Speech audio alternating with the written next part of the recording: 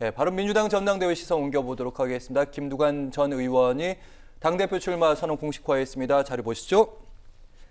네, 출마 선언을 직접 낭독하지는 않았고요. 또 오늘 국회에서 한 게 아니라 세종특별시 지역의회에서 했더라고요. 출마 선언문은 이렇습니다. 오염원을 제거하고 치료하지 않는다면 민주당 붕괴는 칠흑 같은 밤에 번개불을 보듯 명확하다. 당원 선택에 따라 정권 교체가 가능할지 회복 불가 타격을 입을지 갈림길 현명한 판단 확신한다.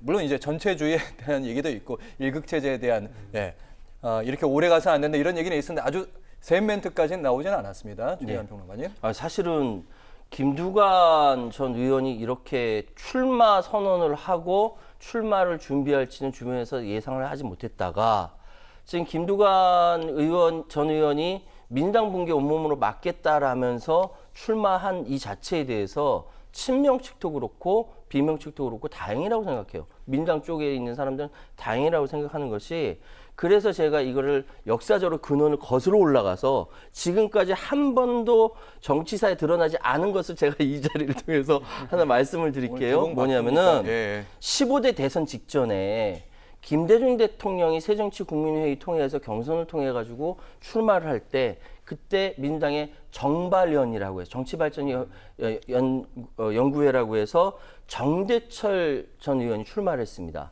근데 사실 이후에 나오는 권노갑 하나가 회고록 다 봐도 정대철 의원이 당시에 출마하는 거에 대해서 말렸다, DJ 기분 나빠했다, 뭐 이런 건 있었으나 김대중 그때 총재였죠. 총재가 하나가 권노갑도 모르게 자기의 진짜 믿을 만한 비선을 통해, 그러니까 측근을 통해서 정대철 도와줘라 라고 해서 그 도움을 했다라는 역사가 안 나왔어요. 그래서 제가 그걸 분명히 알고, 그래서 결과가 7대 3으로 나왔어요.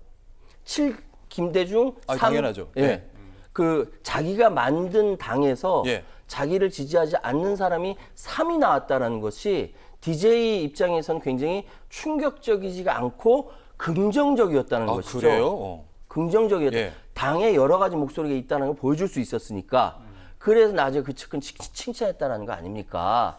이번에도 그런 3의 역할을 아마 김두관 전 의원이 하지 않을까라고 저는 생각합니다만, 그러나 이제 김두관 전 의원 입장에서는 선거라는 거는 뚜껑 열어봐야 하는 거니까 모른다라고 이야기하는 것이고, 그래서 선거 끝까지 굉장히 세게 할 거다 이렇게 예상이 됩니다. 최현 평론가께서 그러니까 당시 정대철 후보는 어떻게 보면 암묵적인 김대중 쪽 후보와 당시 뭔가 있었다는 말씀? 아니요, 그러니까 정대철 후보는 몰라요. 몰라요? 몰라요. 그러면 그 몇몇 도와줬던 측근들만 합니다. 이 정보는 어디서?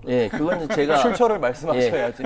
개인적으로 받았기 때문에. 알겠습니다. 어떻게 보셨는지 김두관 후보가 나왔습니다. 저는 이 말씀을 들으면서 김대중 대통령과 이재명 대표는 너무 다르기 때문에 도와줄 일 만무하고 입장도 다르고, 저는 김두관 후보가 이번에 나올 때 노무현 정신을 많이 언급을 할 거예요. 왜냐하면 그게 우리가 제일 노무현 전 대통령에 대해서 보면 승부사적 기질도 있고 뭔가 헌신하고 지역주의 타파 있는데, 저는 되게 기억에 남는 워딩이 뭐냐면 원칙 없는 승리보다 원칙 있는 패배가 낫다, 그 워딩을 했었는데 이거에 대해서 굉장히 반대되는 논리를 편 사람이 이재명 대표입니다. 뭐라고 얘기했냐면 저번에 이제 선거 과정에서 뭐라고 표현하면 멋지게 지면 무슨 소용이 있겠느냐 이런 얘기를 했거든요.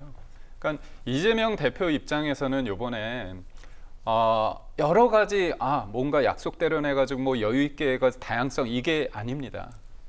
왜냐하면 되게 급해요. 굉장히 급합니다. 이재명 대표 입장에서는 확실하게 돼서 뭔가 빈틈이라도 보이면 자기가 나중에 사법 리스크에 있을 때 속된 말로 체포 동의안이 될 수도 있거든요. 그럴 때 만약에 30%의 어떤 가능성의 영역을 김두관의 포션이 가져갔다 그랬으면 사람들 입장에선 이 공간에서는 이재명 대표지만 뭔가 클렉이 생겨서 틈이 벌어지게 되면 크게 되거든요. 그리고 지금 저도 민주당을 출입해보고 취재를 했지만 지금의 민주당에 있어서 연을 따지면 주류는 친문입니다. 근데 지금 물론 몇몇이 빨리 이렇게 친명적으로 좀 갔기 때문에 그런 면이 있지만, 그럼에도 불구하고 당원들은 표가 있는 거 아닙니까? 그거는 비밀 투표 아닙니까? 그 사람들의 포지션이 어느 정도 있습니다. 저는 20에서 30까지는 이견이 있을 수 있는데 그런 것이 하나의 시그널로 돼서 지금은 친명 쪽에서 약속 대련이나 뭔가 다양성 때문에 구색 맞추기로 들러리도 괜찮다고 생각하지만 결과론적으로 30%라는 힘을 받게 되면 그거는 별개의 문제거든요. 네. 그래서 지금의 그런 여유로운 웃음이 그때는 싹 가실 것이다 그렇게 봅니다. 알겠습니다. 최현 평론의 말씀 짧게 그러니까 듣겠습니다. 여기서 예. 짧게 예. 이재명은 노무현이 아니고 노무현이 이재명이 아니에요. 그리고 노무현 시대와 지금 윤석열 시대는 다릅니다. 지금 그래서 오죽했으면 검찰 독재라는 얘기까지 있잖아요. 예, 시대가 다르고 사람이 다르기 때문에 그렇게 이해해 주셨으면 좋겠습니다.